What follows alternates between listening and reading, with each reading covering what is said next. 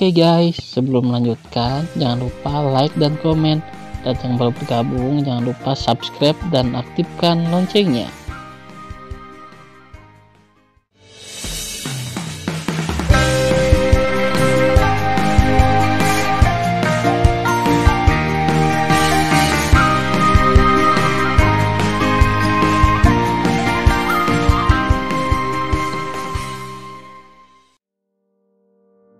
Episode 416. Melanjutkan cerita sebelumnya. Setelah itu, Tan Yun dengan cepat meninggalkan Long Yunzong, berubah menjadi sinar cahaya, dan menembak ke pegunungan dan tebing lebih dari 600.000 mil jauhnya. Tan Yun membuka gua di tebing, mengatur susunan ajaib di pintu masuk gua, dan menunggu dengan cemas agar Huang Fu Guchong kembali. Khawatir tentang keselamatan Mu Mengyi, Shen Subing, Zhong Wuxiao dan lain-lain, Tan Yun menghabiskan setengah hari seperti pertengahan tahun. Tiba-tiba, teriakan marah terdengar, "Tan Yun, kamu tidak bisa lari lagi." Dilihat dari suaranya, Tan Yun tahu bahwa Huang Fu Guchong, pemimpin organisasi pembunuhan, telah kembali. Alasan mengapa dia berbicara dengan nada seperti itu secara alami disengaja.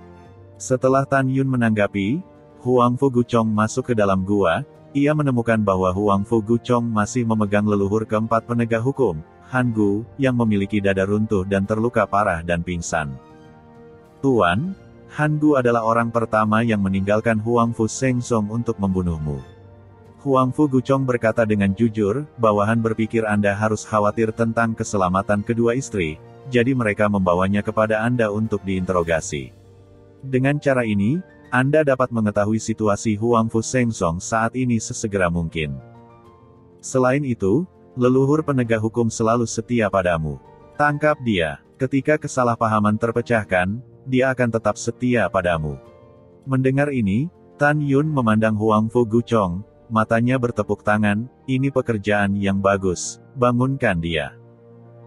"Itu tuannya." Huang Fu Guchong melambaikan tangan kanannya, dan kekuatan roh menembus ke dalam alis Han Gu. Ketika Han Gu bangun, dia merasa lemah dan menemukan bahwa kolam roh di penjara.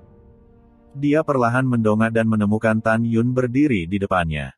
Dia bangkit gemetar dari tanah, seperti serigala lapar, menatap Tan Yun, "Kamu jahat. Patriark tua memperlakukanmu seperti anaknya sendiri, tetapi kamu membuat." "Diam!" Huang Fu Guchong berteriak, "Kalian bodoh telah ditipu. Tuan tidak membunuh patriark tua sama sekali." "Tidak." Han Gu menatap Huang Fu Guchong dengan senyum tragis dan berkata, "Siapa kamu? Coba ku tebak. Aku adalah alam ilahi tingkat 7, dan aku bukan lawanmu, dan kamu sangat aneh. Kamu bukan anggota Huang Fu Shenzong. Kamu pasti kelompok Tan Yun." Suara Han Gu tiba-tiba terhenti, karena Huang Fu Guchong memadatkan seberkas bayangan ingatan jiwa sisa dan Tai Xuanzong dalam kehampaan dengan kekuatan spiritualnya.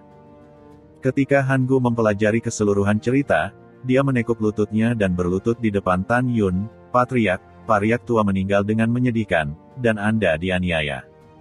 Kamu terluka. Bangun dan katakan." Tan Yun membantu Han Gu berdiri dan buru-buru bertanya, "Bagaimana dengan Mengyi, Xiao dan Subing? Apakah mereka terlibat dalam masalah ini?" Han Gu berkata dengan tergesa-gesa, "Jangan khawatir, Tuan. Ketiga wanita itu baik-baik saja. Mereka dan murid-murid mereka baru saja dipenjarakan di Tanah Suci berjasa." "Itu bagus. Itu bagus." Tan Yun berkata dengan sangat lega. "Silakan dan beritahu saya situasi dalam sekte saat ini, terutama detail pembunuhan patriark tua." "Itu adalah patriark." Han Gu memilah-milah pikirannya dan berkata dengan jujur, "Di penghujung hari 2 hari yang lalu, Komandan Hukuman Surgawi Tian Lao melihatmu memasuki kuil Huang Fu dengan matanya sendiri.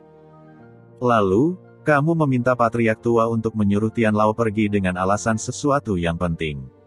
Kemudian patriark tua itu meninggal. Sebelum dia meninggal, patriark tua secara pribadi menulis bahwa kamu adalah mata-mata dan ingin membunuhmu. Pada saat itu, selain leluhur agung Feng Yun, 8 leluhur dari 8 divisi muncul di Gunung Huang Fu kuno dan menyaksikan kematian Master Sekte Lama bersama dengan Tian Lao. Kemudian, ayah dari Patriark Tua memanggil para leluhur dari 9 divisi gerbang suci dan mengusulkan untuk menghapuskan posisi Anda sebagai Patriark. Selain keraguan Feng Yun, semua pemimpin senior dari 8 divisi lainnya dengan mudah setuju. Setelah Feng Yun dimarahi oleh Patriark Tua karena keraguannya, Feng Yun setuju. Namun, untuk menyingkirkan hubunganmu, Feng Yun, seorang lelaki tua, tiba-tiba mengusulkan untuk menangkapmu hidup-hidup dan mengeksekusi Mu Mengyi dan Zhong Wuxiao di depanmu. Orang tua ini memiliki pikiran jahat, dan apalagi yang dia katakan. Jika dia tidak bisa menangkapmu, dia akan membunuh Mu Mengyi dan Zhong Wuxiao sebagai umpan, dan membiarkanmu memasukkan dirimu ke dalam perangkap.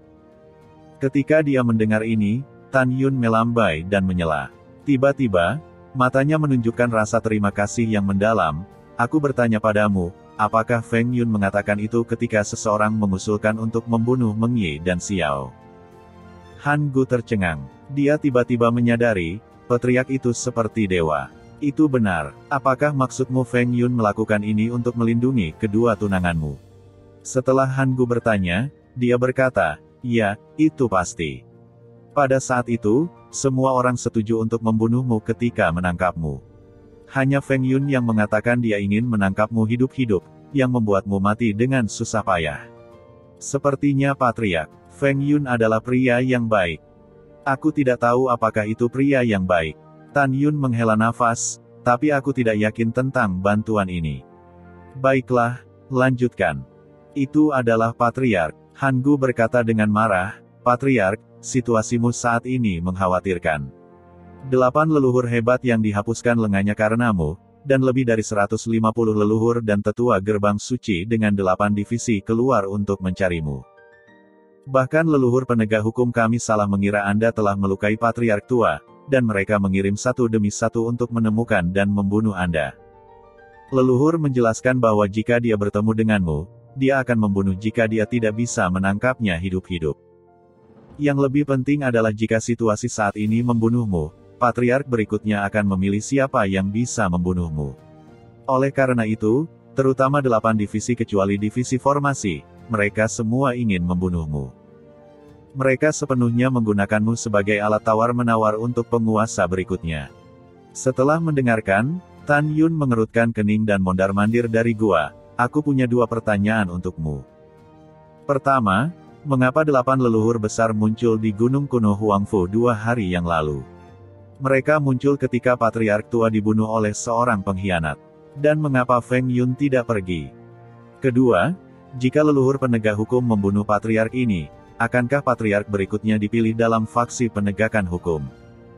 Mendengar pidato itu, Han Gu tidak tahu mengapa Tan Yun bertanya, tetapi dia berkata dengan jujur, dikatakan bahwa setelah patriark tua mengetahui bahwa kamu adalah seorang mata-mata, dia memerintahkan Tuoba Qingtian untuk memanggil leluhur besar lainnya untuk mendiskusikan penghapusan posisimu sebagai patriark. Adapun Feng Yun, apa yang bawahan dengar adalah bahwa patriark tua tahu bahwa kamu memiliki hubungan pribadi yang mendalam dengan Feng Yun, jadi dia sengaja tidak membiarkan Tuoba Qingtian memanggil Feng Yun. Kedua, kesepakatan saat ini adalah bahwa selain 9 divisi membunuhmu, dan penguasa berikutnya akan muncul dari divisi tersebut. Tidak dikatakan bahwa setelah divisi penegakan hukum membunuhmu, penguasa berikutnya akan mengikuti aturan dipilih dari sistem divisi. Mendengar ini, Tan Yun mengedipkan matanya, menatap Huangfu Guchong dan berkata sambil mencibir, sekarang jelas bahwa kematian patriark tua ada hubungannya dengan Tuoba Qingtian. Betul sekali. Huangfu Guchong bergema, Tuan, 7 orang kuat di alam dewa yang mengejar Anda adalah perintah Tuoba Qingtian. Tuan, apa yang akan Anda lakukan selanjutnya? Tan Yun berkata sambil tersenyum, ambil rencananya. Apa rencananya? Huangfu, Guchong dan Han Gu mengerutkan kening. Tan Yun tidak menjelaskan apa-apa, tetapi memandang Huangfu Guchong dan memerintahkan, pergi dan bunuh seseorang yang mencariku dan bawa mayatnya kembali. Itu tuannya. Huangfu Guchong tampak bingung dan pergi menjalankan perintah. Tan Yun memandang Han Gu dan berkata, kamu akan pulih di sini.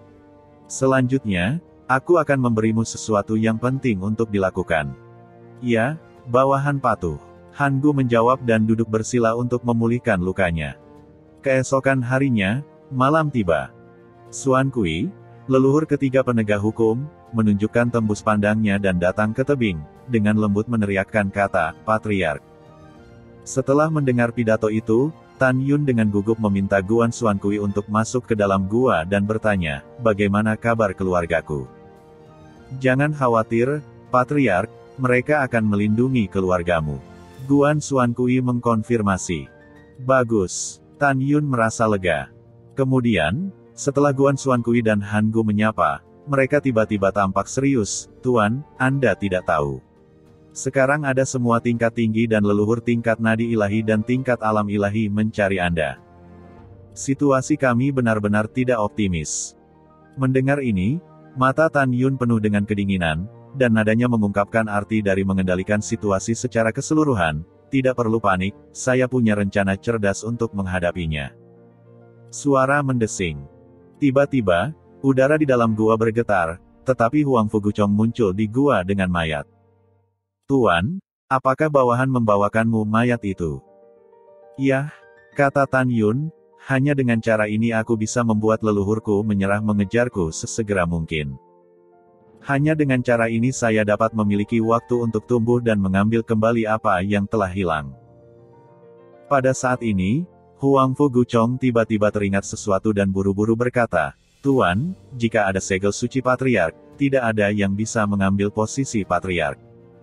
"Oh, mengapa?" Tan Yun tercengang. Huang Fuguchong berkata dengan jujur, "Tuan, Anda tidak tahu. Faktanya, ketika Patriark sedang duduk, Patriark harus mencegah Master Sekte berikutnya dibunuh oleh pencuri untuk menduduki pemimpin Sekte. Jadi Patriark memperbaikinya. Sekte Segel Suci, beritahu seluruh Sekte, dan orang yang memenangkan Segel Suci adalah penguasa. Terlepas dari apakah pihak lain mencuri segel suci atau merenggutnya, itu masih penguasa." Tidak lama setelah berita ini diumumkan, leluhur itu duduk. Pada hari kedua duduk, dilaporkan bahwa segel berdaulat dicuri. Faktanya, segel berdaulat belum dicuri. Semua ini adalah pengaturan jauh ke depan oleh Grandmaster. Karena sebelum Patriark duduk, Patriark memanggil Patriark kedua dan diam-diam menyerahkan segel suci Patriark kepada Patriark kedua. Dan biarkan Patriark kedua mengambil segel suci untuk menjaganya. Jika seseorang benar-benar ingin merebut tahta, dia bisa mengambil segel suci untuk mengambil kembali tahta. Dan Grandmaster juga membiarkan rahasia ini diteruskan ke Patriark berikutnya sampai Patriark tua memberi Anda menara suci terbaik yang indah. Ini menunjukkan betapa Patriark tua itu mempercayaimu. Oleh karena itu, Tuan, Anda sekarang memiliki segel suci Patriark di tangan. Tidak ada seorang pun di seluruh Sekte Suci Huangfu yang memiliki kekuatan dan kualifikasi untuk menghapuskan Anda. Bahkan jika kamu menghapus posisi tuanmu sekarang, kamu masih bisa mengambil kembali posisi tuanmu dengan segel suci tuanmu." Mendengar pidato itu, Tan Yun dipenuhi dengan emosi. Dia dipenuhi dengan pandangan jauh ke depan dari leluhur Sekte. Pada saat yang sama, ada arus hangat yang kuat di hatinya. Sampai saat ini, Tan Yun lebih menyadari bahwa Dantai Xuanzong percaya pada dirinya sendiri. Jika tidak, segel kekaisaran dari Patriark tertinggi Huangfu Shengzong tidak akan ditempatkan di lantai 12 menara suci terbaik yang indah. Tan Yun memejamkan mata dan berkata dengan tegas, "Ayah mertua, Anda telah membayar terlalu banyak untuk Huangfu Shengzong dalam hidup Anda. Yuner dapat dikatakan menikmati kesuksesannya. Demikian pula, menantunya juga menyelesaikan kekacauan ini. Tapi jangan khawatir, ketika Anda melangkah ke Huangfu Shengzong lagi beberapa dekade kemudian, aku akan memberi Anda sekte tertinggi. Sekte suci yang membuat daratan bergetar." Setelah mengambil keputusan, Tan Yun membalikkan tangannya, dan pedang suci Hongmeng menghilang dan keluar dari udara tipis. Engah. Tan Yun memenggal kepala mayat itu dengan pedangnya, lalu memotret mayat tanpa kepala itu dengan tangan kanannya di udara. Bang! Daging dan darah terbang kemana-mana, dan segera tubuh tanpa kepala menjadi daging dan darah kabur, memperlihatkan bagian tulang putih tebal. Han Gu, ambillah. Tan Yun menyerahkan pedang ilahi kepada leluhur keempat penegak hukum. Tuan, apakah Anda? Mata keruh Han Gu mengandung 7 titik kebingungan dan 3 titik pencerahan. Tan Yun berkata, kamu ambil pedang ilahi dan bawa tubuh tanpa kepala itu kembali ke sekte. Katakan bahwa tubuh itu milikku, lalu tunjukkan pedang suci untuk membuktikan identitasku. Pada saat yang sama, kamu memberitahu semua orang bahwa Guan Xuankui berkolusi denganku, dan setelah kamu membunuh Guan Xuankui, kamu terluka parah dan membunuhku. Mendengar pidato itu, Huang Fu Guchong, Guan Xuankui dan Han Gu mengangguk satu demi satu. Namun, kata-kata Tan Yun selanjutnya benar-benar meyakinkan ketiga orang itu tentang strategi hati-hati dan mulus Tan Yun. Tetapi melihat Tan Yun berkata dengan arogan, tentu saja, nenek moyang dari berbagai divisi bukanlah lampu hemat bahan bakar. Untuk membuat mereka percaya. Setelah Anda kembali ke sekte, Han Gu, pergilah ke Tanah Suci berjasa dan diam-diam memberitahu Meng Yi dan Xiao, biarkan mereka menunjukkan bahwa mayat tanpa kepala itu adalah aku, dan mereka meneteskan air mata ketika mereka. Dengan cara ini, semua leluhur ini harus dibodohi. Setelah penipuan itu, Han Gu, kamu diam-diam menunjukkan aku dan gambar ingatan patriark tua itu kepada kakekku, yaitu Dan Taiyu. Biarkan kakekku, setelah memanggil para pemimpin senior dari berbagai divisi, menyatakan bahwa karena kamu membunuhku, patriark selanjutnya terutama akan memilih dari jalur penegakan hukum. Pada saat itu, 9 divisi pasti tidak akan setuju, terutama mereka yang berpura-pura membunuh patriark tua, pasti akan mendorong atau memprotes dengan 8 leluhur lainnya. Begitu mereka memprotes, kamu membiarkan kakekku pergi dan membiarkan leluhur dari 9 divisi mengirim murid mereka sendiri untuk secara langsung bersaing memperebutkan posisi patriark. Dan waktu untuk bersaing untuk posisi patriark ditetapkan dalam 10 tahun. Dengan cara ini, nenek moyang yang hebat akan stabil, dan perang saudara tidak akan pecah dalam 10 tahun. Pada saat yang sama, dari sudut pandang mata-mata, bahkan jika mereka mulai dengan Huang Fu Sengsong, mereka tidak akan mulai sampai posisi pemimpin sekte ditentukan. Bagaimanapun, setiap mata-mata tahu bahwa begitu bangsanya sendiri menjadi patriark, mereka akan menduduki Huang Fu Sengsong tanpa darah. Tidak perlu menumpuk tulang mati untuk menyerang. 10 tahun kemudian, ketika upacara akbar aksesi patriark ke tahta dimulai, inilah saatnya bagiku untuk membasuh musuhku dengan darah. Mendengar pidato tersebut, Huang Fu Guchong memandang kagum dan berkata, Tuan, strategi yang bagus. Strategi ini layak.